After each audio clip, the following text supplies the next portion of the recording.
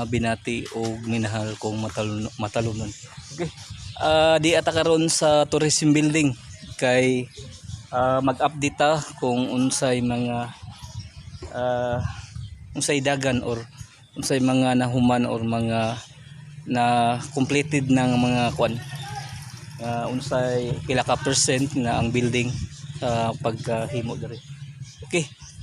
Tong suro yun kung pila na ka percent ang paghimo sa atong tourism building. Okay. Okay guys, manani ka to ang update sa ato ang tourism building. Okay, agkaron di ay Friday unya October 21, 2022. Okay, mao na itong update guys ato ang tourism building diri sa lungsod sa Mataro. Okay, mao ni guys. Okay.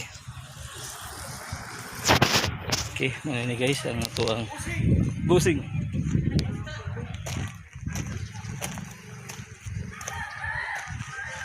Mao ni guys ang ato ang tourism building.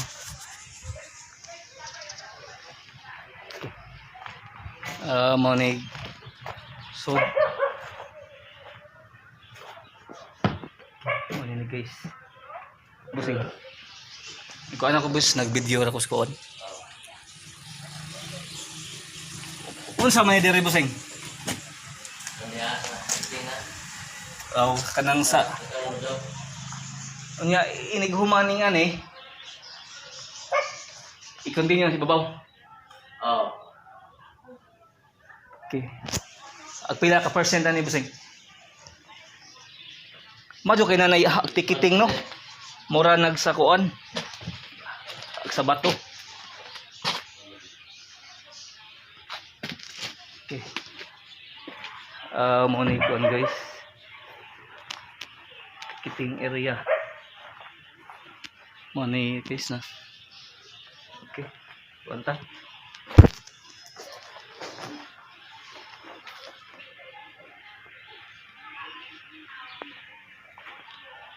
Okay, muna ni guys.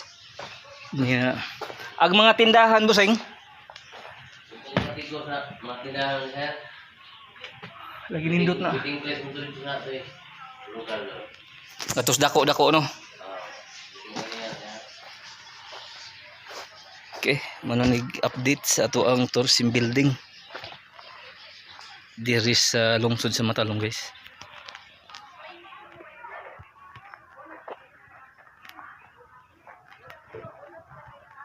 Okay, ano guys.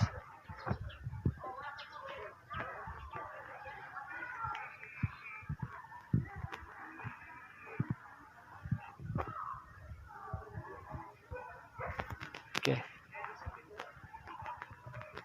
Okay guys. Sara. Okay, mananig iyahang kuan.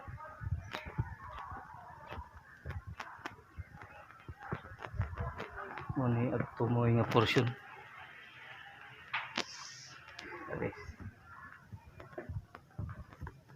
Okay, mananig ang update sa tourism building diri sa lungsod sa Matalom. Nighuman sa kuan guys, sa kanda na isunod dayon ang ibabaw.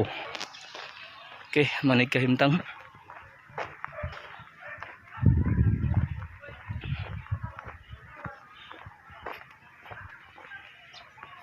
Okay.